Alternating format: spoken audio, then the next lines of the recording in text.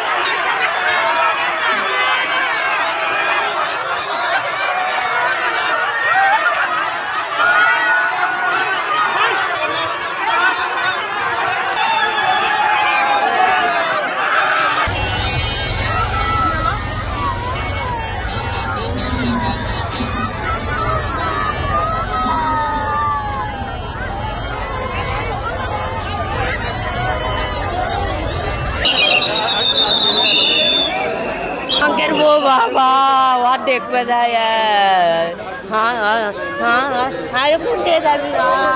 খুবই একজন ক্লোজ ব্যক্তি মারা গেছেন। তিনি হচ্ছেন যে অলোক দাদা, যাকে আমি অনেক দাদার শ্রদ্ধা করতাম। তিনি কিছুক্ষণ আগে আমি তৃতীয় তলা থেকে নিচে নামিয়ে আসলাম, ওনাকে মর্গে আপাতত নিয়ে নেওয়া হলো। কতজনের মারা যাওয়ার খবর পাইছেন? আমি এ যাবত হচ্ছে 5 জনের মারা যাওয়ার খবর পেয়েছি। আরো যারা মারা গেছে তারা কি সবাই ইসকনের মন্দিরের সঙ্গে যুক্ত নাকি দর্শনার্থী ছিল? আমি এক্স্যাক্টলি এখন বলতে পারবো না। আচ্ছা, কি হয়েছিল আসলে, কিভাবে এই ঘটনাটি ঘটলো? দেখে ঘটনার সূত্রপাত হয়েছে প্রথম যখন আমরা জগন্নাথ বলদেব সুভদ্রা মণিকে রথে উপবেশন করাই। আমাদের গাড়িটি হচ্ছে ফোল্ডিং গাড়ি। ফোল্ডিং বলতে হচ্ছে উপরে উঠানামা করা যায়। তো আমাদের ফোল্ডিং উপরে ছিল, যার কারণে উপরে অনেক তার ছিল। তো যখন গাড়িটি রশিদে টানা হচ্ছিল, তো সেই আমাদের যে ফোল্ডিংয়ের উপরে রথের যে ফ্ল্যাগ ছিল, পতাকা ছিল, সেই ফ্ল্যাগ হচ্ছে তারের সঙ্গে লেগে যায়। লেগে যাওয়ার কারণে সমস্ত গাড়িটা হচ্ছে কারেন্ট হয়ে যায়। কারেন্ট হওয়ার কারণে গাড়িতে যারা আছে তারা শক পায় এবং সেখান থেকে লাফিয়ে পড়ে যায়।